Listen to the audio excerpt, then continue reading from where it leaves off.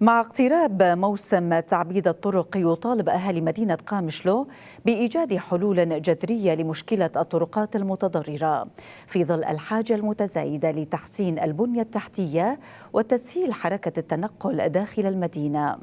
وفي المقابل بدأت بلدية الشعب في قامشلو تنفيذ خططها لهذا العام، والتي تتضمن تعبيد وصيانة عدد من الطرق الرئيسية والفرعية.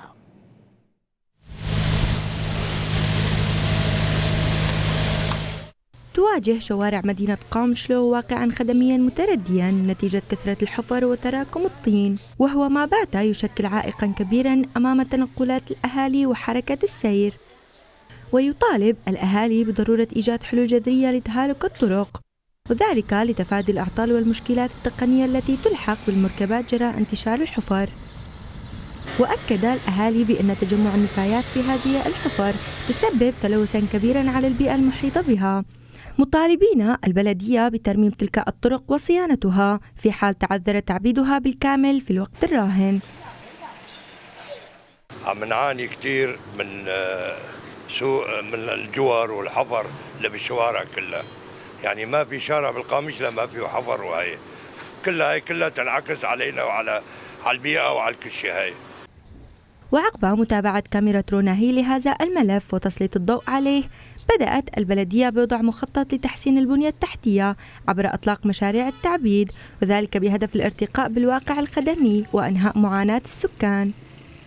وفي البداية قامت البلدية بأعمال التعبيد من دوار سوني وصولا إلى دوار عفرين، وأكدت أن العمل جار حاليا في الشوارع الرئيسية على أن تنتقل الفرق الفنية لاحقا إلى الطرق الفرعية فور الانتهاء منها.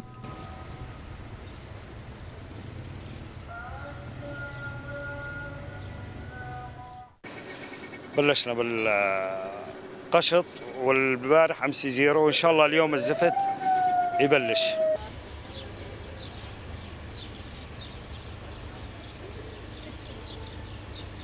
ومع مباشرة البلدية أعمال إصلاح الطرق وتعبيدها، أعرب الأهالي عن ارتياحهم بهذه الخطوة التي تمنوا أنها ستنهي معاناتهم الطويلة. والله شيء كويس كتير، العالم مبسوطة وأنا شخصيا كتير مبسوط على هذا العمل، فبنتمنى أنه يتصلح كل الطرق خاصة الفرعية. طبعا عم نشكر البلدية وهذا واجبهم يعني، فبنتمنى أنه